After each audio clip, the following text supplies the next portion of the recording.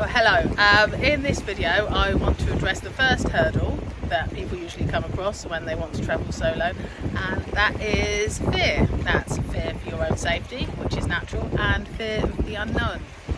When it comes to fear for your own safety, there are ways to alleviate those fears. I start by Googling the place I'm going and checking if that's safe for solo female travellers.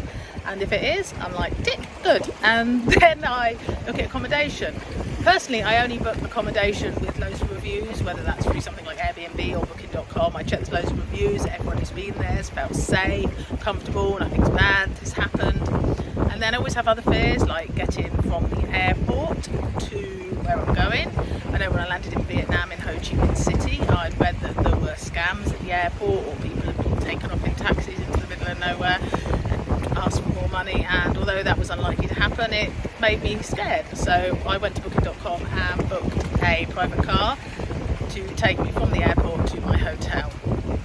And they had a little sign, and it just made me feel safe, and honestly it didn't actually cost that much more. So there's always ways to mitigate our fears. So write a list of what they are and then Google them and find ways around them. Or if a country says it's not safe and you don't feel comfortable going, maybe don't go. We all have, I suppose, a level of risk we're willing to take, because everything's a risk.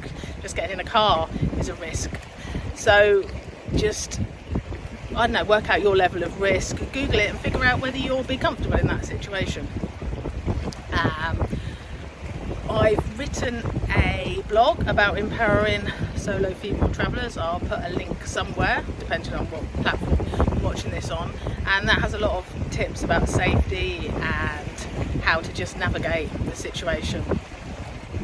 So fear of the unknown. Travelling is going into the unknown. That's the whole point of it. It's experiencing countries and cultures and things that we would never experience in any other situation. And I guess it's learning to cope with that. And maybe if you're finding that difficult, start by just going somewhere by yourself in your own country, or a country that you feel safe in, or somewhere that speaks your own language, or just think what's the level of comfort you need for your first solo adventure, and just do that. If it's just a city nearby that you've never been to, or a beach in the country you live in, and just go there even for a few days and feel what it's like to be by yourself and travel solo. If you've got any tips or comments or advice or anything, pop it in the comments, because I know that for me, reading other people's experiences is where it's got me today, how I've got here, I guess is what I'm trying to say. I'm in Vietnam at the moment, I'm going to Cambodia next. I'm pretty terrified about a load of things. I have a list of things that I need to overcome. I'll write a blog about it, I'm sure, sorry, I keep making mistakes, but I've turned so many takes now that I'm just going and leaving mistakes on here at this point. So yeah, where were we? Yeah, Cambodia.